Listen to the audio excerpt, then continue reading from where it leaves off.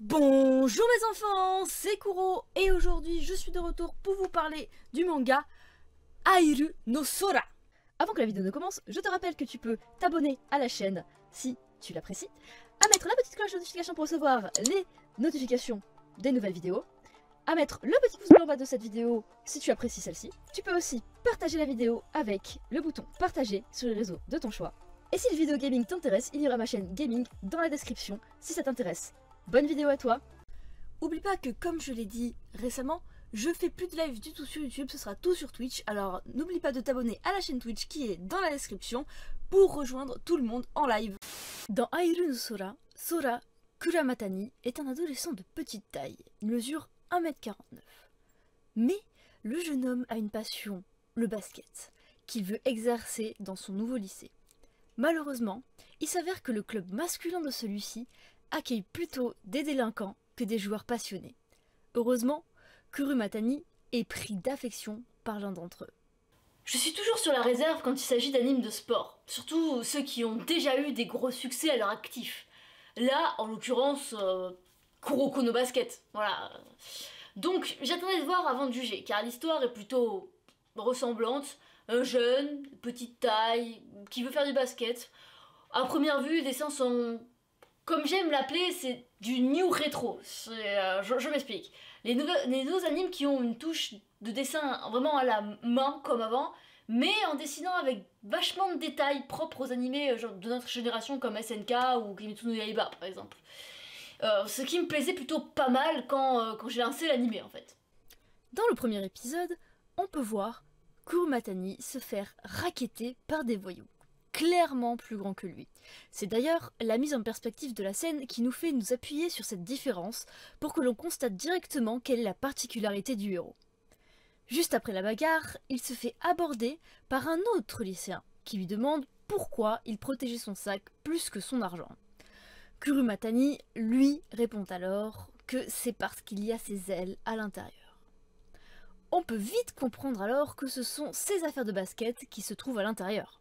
Par la suite, Kuramatani arrive à son nouveau lycée et se dirige directement vers la salle de basket. Mais il se fait interpeller par ses membres, qui ne veulent pas qu'il en joue et l'enferment dans le local de sport. Heureusement pour lui, l'autre lycéen rencontré plus tôt était en train de dormir dans l'un des casiers de cette salle et explose la porte pour les faire sortir et l'emmener jouer sur le terrain où les filles s'entraînaient déjà, car il a aimé sa détermination à vouloir malgré sa taille faire du basket.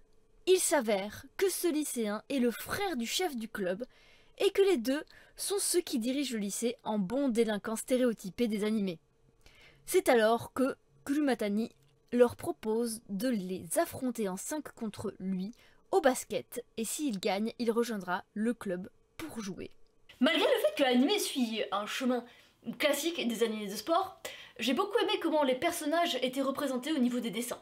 Ça donne un cachet très simple et aussi très complexe par moments, ce qui est très agréable. Ça vous donne un côté de voilà, c'est quoi les moments importants au final. Ce qui les différencie pour le moment de Kuroko, c'est qu'il n'y a pas cet aspect super pouvoir des personnages. Surtout du personnage principal, parce que c'est surtout lui qu'on a vu jouer pour le moment. Il utilise plutôt des capacités dues à son expérience, parce que ça se voit que c'est pas la première fois qu'il fait du tennis, ça veut dire pas du tout. C'est pas la première fois qu'il fait du basket, hein. Et bon, son instinct, voilà, qui est développé, hein, vu que il a l'air d'être expérimenté, donc pour jouer contre les autres. Mais peut-être que par la suite, cet aspect super pouvoir sera rajouté, mais pour le moment, je n'ai pas eu cette impression. C'est plutôt du style classique, quoi. Au final, j'ai adoré comment l'animé a amené le tout dans ce premier épisode. Je conseille vraiment aux fans d'animés de sport de se pencher dessus, parce que franchement, moi j'adore les animés de sport, et là, ça m'a happé dès le premier épisode. Du coup, je lui mets la note de 4 sur 5. Alors oui, bon, les animés de sport vont être notés en comparaison à des animés de sport qui sont déjà là, parce qu'ils suivent presque tous un chemin à peu près similaire. On va dire, on connaît IQ, je tourne la tête par là parce qu'en fait il y a mon Blu-ray d'IQ juste là. Mais on connaît IQ, voilà, le personnage de petite taille qui veut faire du handball, c'est pas du handball, c'est du volley, ça va bien se passer. Voilà, qui veut faire du volley, mais du coup on lui dit bah il faut que tu sautes méga haut parce que bah il faut que tu sautes au-dessus de la corde, nanana. Kuroko, que personne ne voit parce que Kuroko, enfin...